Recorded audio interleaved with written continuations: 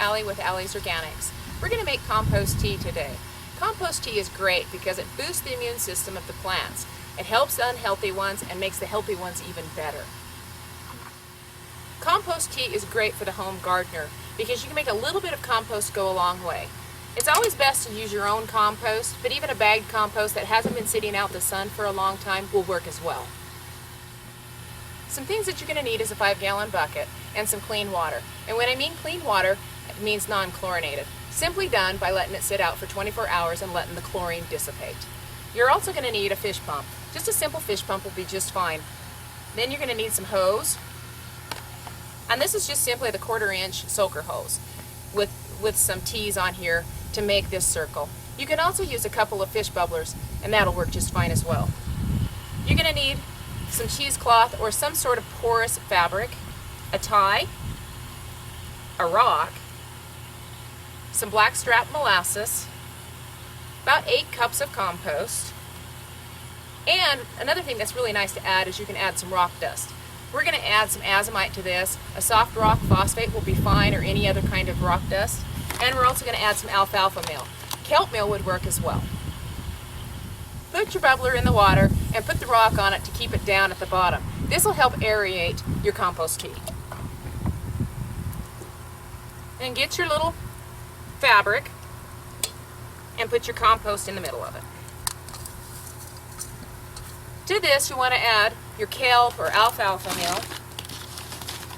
Just about 1/4 cup is all. And same thing with your rock dust. This is our azomite.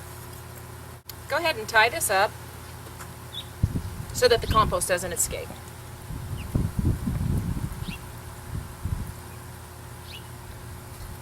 Just submerge this in the water. Now add about 2 tablespoons of molasses, blackstrap molasses. This feeds the microbes, gets them real active. Let this percolate for 3 to 5 days. If it's really hot, 3 days is enough.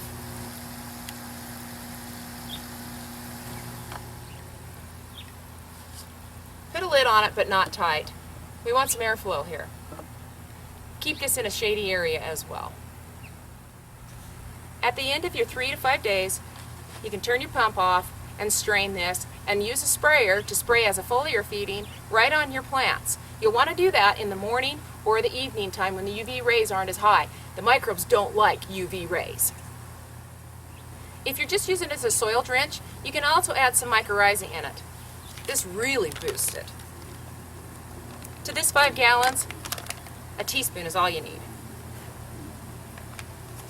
Mix that in there really good. You need to use this right away. Within 8 hours is best. I like to use it within an hour. Now this is ready to use as the soil drench. You won't want to use it as a foliar feeding once you put the mycorrhizae in it, because the mycorrhizae will die on the foliage. Compost tea has been proven to work really well on grapes for powdery mildew as a foliar feeding. Compost tea can be used on anything from houseplants to your favorite garden vegetable plants. I'm Allie with Allie'sOrganics.com. Happy gardening!